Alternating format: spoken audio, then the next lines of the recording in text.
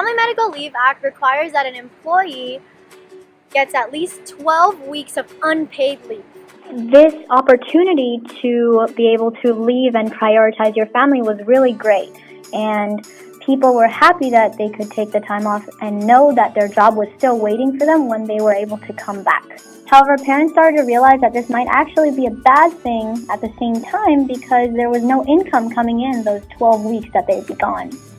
Companies at first were actually afraid to give paid leave because they were afraid that it could affect the company's performance. Secondly, companies were afraid that it would increase the wage gap. Thirdly, they believed that having a child is the parent's choice, so why should others have to pay for that?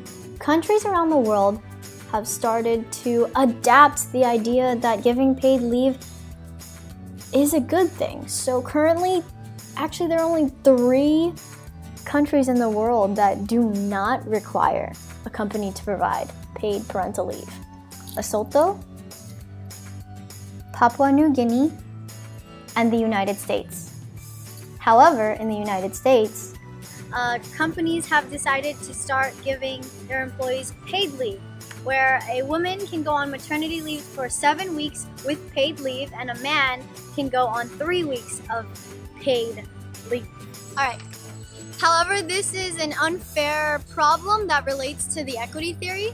The equity theory addresses the idea that companies should be ensuring a fair balance between an employee's inputs and an employee's outputs.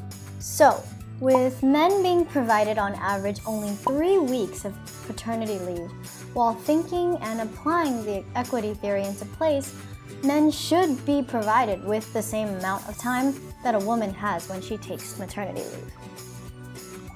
The reason why paternity leave is such an important matter is because people tend to think like the bond between the child and the father is less important than the mother's one. Therefore, he should get less time off work. That is completely wrong though. The link between the father and the child should be taken as seriously as the mother's bond, and generalizing when creating policies is not a good way to define rules. What about single fathers? They should be able to spend as much time as the woman, and that policy often doesn't take that into account. Thankfully, there are companies that have begun to see paternity leave in the same light as maternity leave. They have even took it a step even further by providing an extended paid parental leave.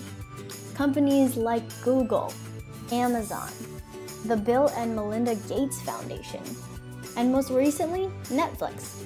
Netflix announced that in the beginning of 2016, their hourly workers would be provided with 100% paid parental leave for up to a year. With Netflix being so ambitious and taking this new step in changing the policy, many people began to actually question what the real benefits were. Benefits of the policy. The policy allows the employees to come back to work willingly and pushes them to work enthusiastically. This allows the company to keep the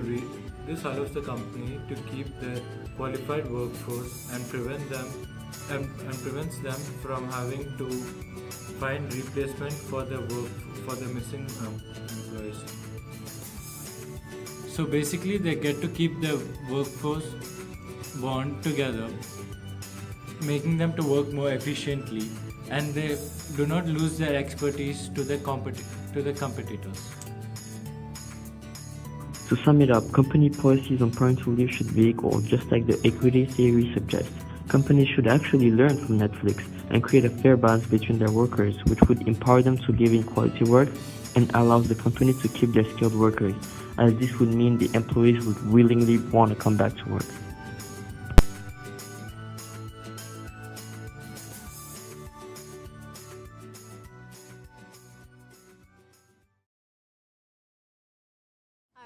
So the equity theory is a theory that calls on where employees, I don't know what I'm saying, blah blah blah blah.